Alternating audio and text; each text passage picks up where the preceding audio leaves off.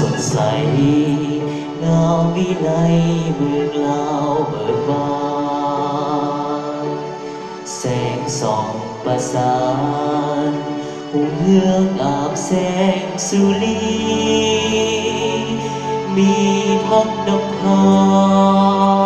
สร้างสาวอุดมหักมี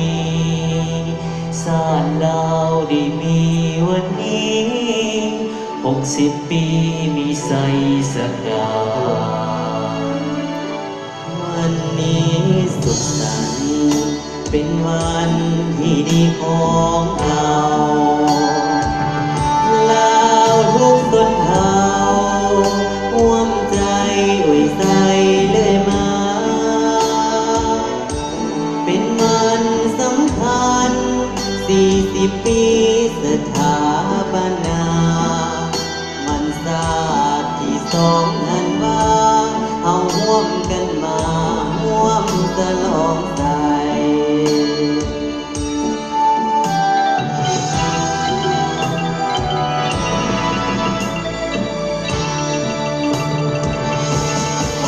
ขอหัวขอส่งแห่งใจในวันยิ่งใหญ่ของวันผู้สาวลาวขอให้มันคงยืนยงตลอดยืนยาวเพราะเราสาวลาวจะเสื่อสู้ตลอดไปมีเอกราชประเทศชาติพุ่งเลือกสุดสีพื้นแผ่นดินนี้เป็นของเราทุกคนร่วมกันสร้างสรรค์พัฒนาประเทศชาติของตน2 วันประวัติศาสตร์ยืนยงขอให้มันคงขอให้มันยืน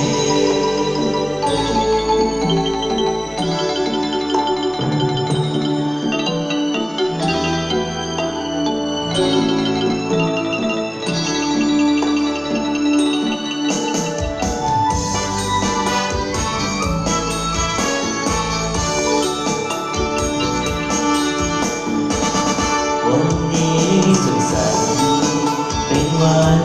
ที่ดีของเราลาวทุกชนเผ่าร่วมใจอวยใสเลยนะเป็นวันสำคัญ40 ปีสถาปนาวันศาสตร์ที่2 ธันวาเอาร่วมกันมาร่วมฉลองใจ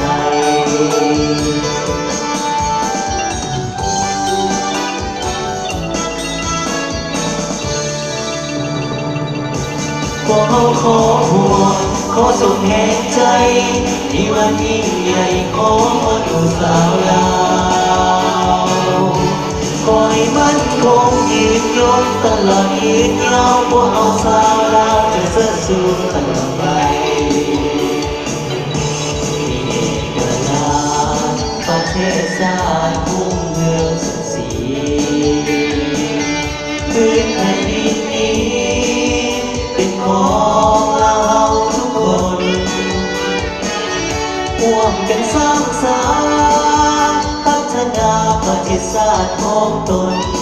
2 วันประวัติศาสตร์ยืนยง